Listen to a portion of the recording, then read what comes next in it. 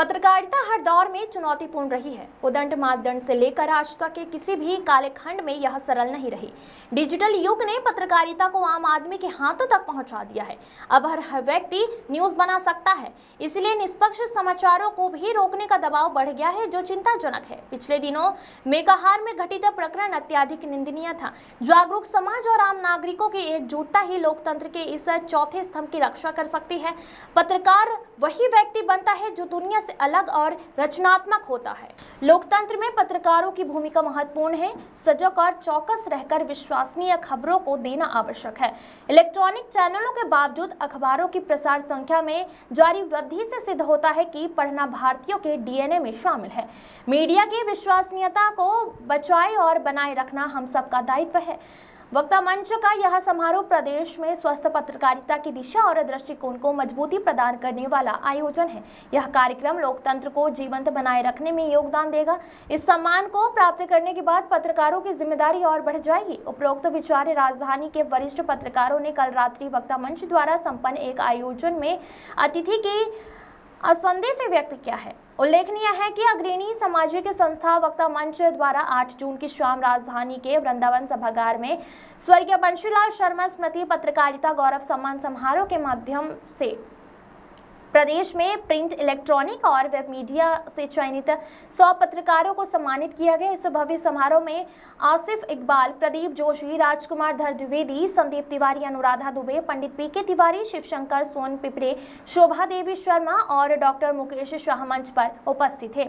अतिथियों ने लोकतंत्र का चौथा स्तंभ, संभावनाएं और चुनौतियां विषय पर परिचर्चा में अपनी बातें रखी। आरंभ में आयोजक शोभा देवी ने कार्यक्रम की रूपरेखा बनाते हुए जानकारी दी।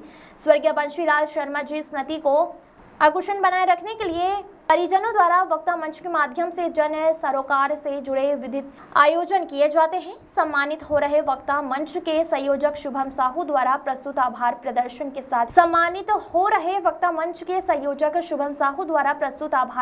के साथ समारोह का संपन्न हुआ। राहुल सेन की रिपोर्ट। एडिट होते फिर हम पृष्ठ सजाते और पढ़ने वाले जब सोते हैं तब हम न्यूज छपाते और सुबह बांटने वाले सारे, ये बहुत महत्वपूर्ण सिस्टम है जो सवेरे बांटता है। सुबह बांटने वाले सारे पेपर लेने आते और बहा पसीना दूर दूर वे प्रतिदिन दौड़े जाते। सुबह बांटने वाले सारे पेपर लेने आते और बहा पसीना दूर दूर वे प्रतिदिन दौड़े जाते। और थोड़ा परिहास है, सुबह सुबह पेपर पढ़ने से आती है तरुणाई, युवा हो जाता है आदमी, विचारों से तो युवा हो ही जाता है। सुबह सुबह पेपर पढ़ने से आती है तरुणाई और चले साथ में चाय समोसा भजिया पोहा भाई। चाय रहता है। सुबह सुबह पेपर पढ़ने से आती है तरुणाई, चले साथ में चाय समोसा भजिया पोहा भाई। नेता पढ़ते, अफसर पढ़ते पढ़ते बाबू सारे, चपरासी भी पढ़ लेते हैं बैठे ढाले द्वारे। मंच पर आसीन सभी वरिष्ठ जन और मेरे सहयोगी, उनका भी अभिनंदन है।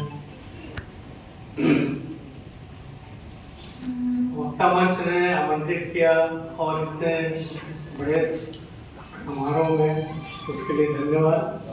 और पत्रकारों के बारे में तो बहुत सारी बातें होती है, कुछ अच्छी भी बातें होती है, कुछ खराब बातें भी होती हैं और बहुत सारी अद्वितीय बातें भी होती हैं। तो आज उनका गौरव सम्मान है, ये एक बहुत बड़ी बात है और इतने जंगी समारोह में आकर मुझे खुशी हो रही है।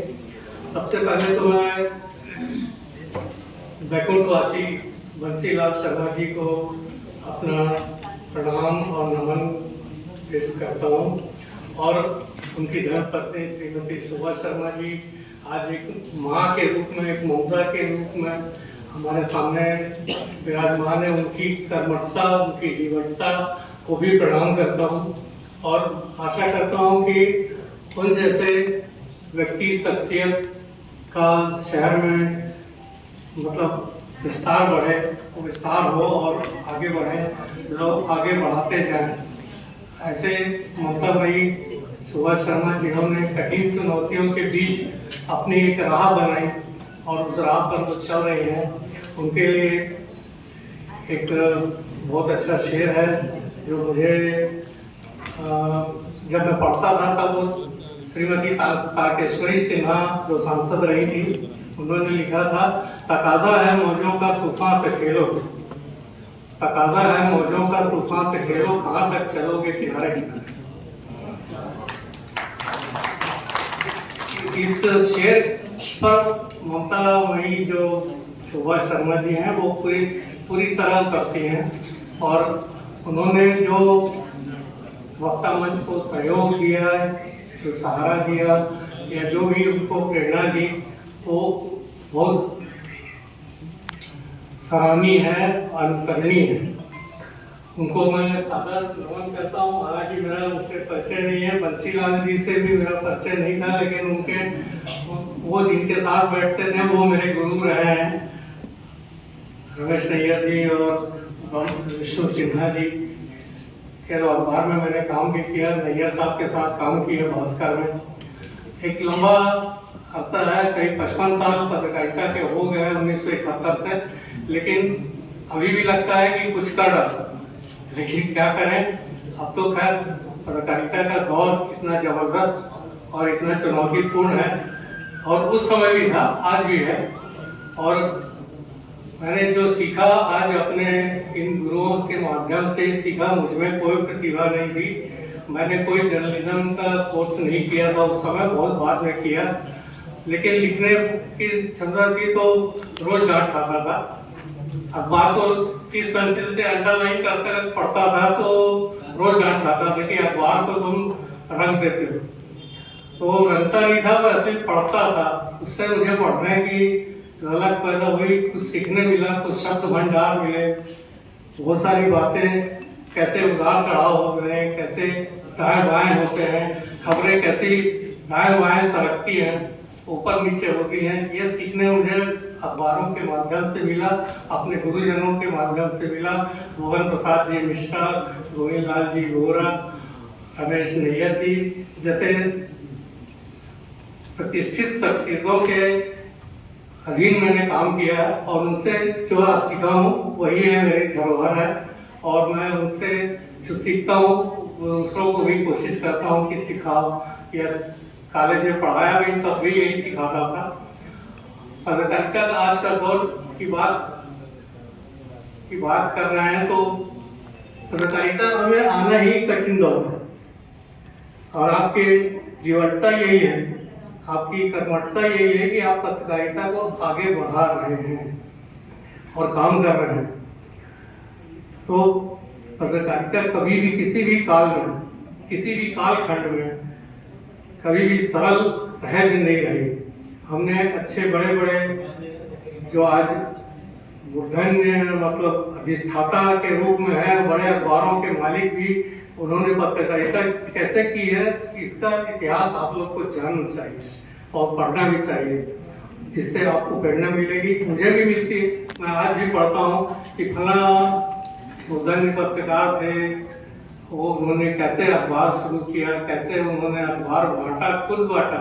इसलिए पत्रकारिता में कोई छोटा बड़ा नहीं है, कोई बहुत बड़ा नहीं है और बहुत छोटा नहीं है। कोई अखबार होता है, पत्रकार होता है।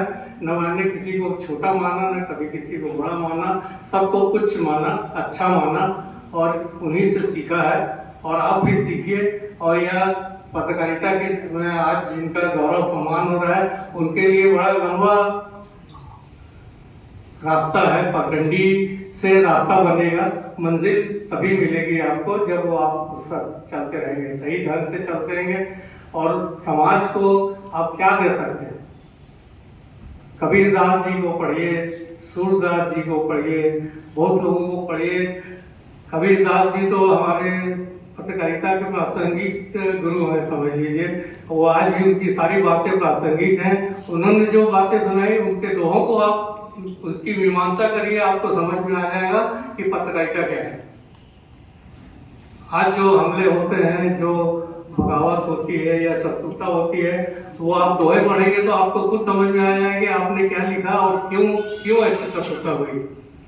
हमने भी लिखा, वो दौर भी रहता है, जवानी का दौर जो बोलते हैं वो तो लौट के आता नहीं है, लेकिन बहुत कुछ करा जाता है। तो उस समय भी ऐसा ही दौर था। आलोचना और सराहना दोनों को आप समझिए, दोनों मिलेंगे आपको, और आप उसको किस रूप में लेते हैं ये आपको खुद समझना चाहिए और समझाना चाहिए। पत्रकारिता में चौथा स्तंभ हम लोग कहते हैं कि कोई चौथा स्तंभ नहीं है। हमारे को कोई संवैधानिक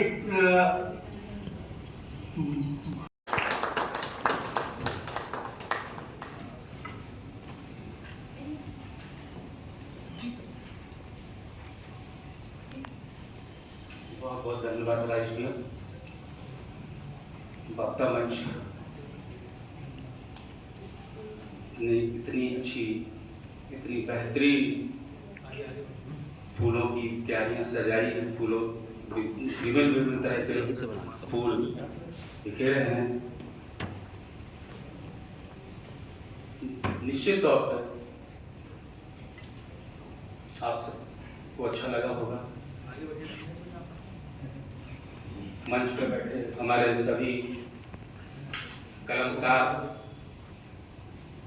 वरिष्ठ पत्रकार, हमारे भाई संदीप भाई, याद जोशी जी, द्विवेदी जी, सोन बकरे जी, मैडम जी, सभी लोगों को मैं हृदय से प्रणाम करता हूँ। पत्रकारिता आज के दौर में सचमुच बहुत कठिन कार्य है। हालांकि कठिन कार्य पहले भी था, पहले, अब थोड़ा सा और देखा जाए तो पत्रकारिता कुछ इजी हो गई है। उस दौर को अगर अपन याद करें तो हम लोग जो ग्राउंड रिपोर्टिंग से लेकर के किस तरह से करते थे, आज तो बहुत सारी चीजें हम लोगों को सोशल मीडिया के थ्रू या उस तरह से बहुत सारी चीजें मिल जाती हैं। पत्रकार बाकी बहुत मेहनत तो करता है। हमारे सामने राहुल बैठा हुआ है, इस लड़के को मैंने बहुत देखा है, बहुत मेहनत करता है। चित्रा जी बैठी हुई है, इनको भी मैंने देखा है कि बहुत मेहनत करती, बहुत दौड़ धूप करती है। तो तब ना इस मुकाम पे पहुंच पाते हैं। आज आप सब बुद्धिजीवी हैं, पत्रकार हमेशा बुद्धिजीवी होता है, उसको सामने क्या ज्ञान की बातें करूं, मैं क्या बोलूं, क्योंकि वो खुद ही सब समझता है कि वास्तविकता क्या है क्या नहीं है। लेकिन हाँ, पत्रकारिता वास्तव में कुछ लोग बहुत बेबाकी से करते हैं। बेबाकी मतलब उनको किसी तरह का डर भय नहीं है, और वास्तव में पत्रकार का डर भय का विषय है ही नहीं। हमको सच करना ही पड़ेगा, क्योंकि हमें पत्रकारिता भी समाज के लिए बहुत बड़ा आईना है। समाज को अगर हम कुछ कर सकेंगे और हमें करना चाहिए तो पत्रकार का बेस्ट अच्छा माध्यम है, क्योंकि हम समाज का भला कर रहे हैं पत्रकारिता के द्वारा। लेकिन उसमें हमें कई बार हमें बहुत सारी चीजों का सामना भी करना पड़ता है। तो उन सब की परवाह ना करते हुए जो काम करेगा वही पत्रकार है और वही कर पाएगा। इन्हीं शब्दों के साथ मैं अपनी वाणी को विराम देता हूँ। जय हिंद, जय भारत।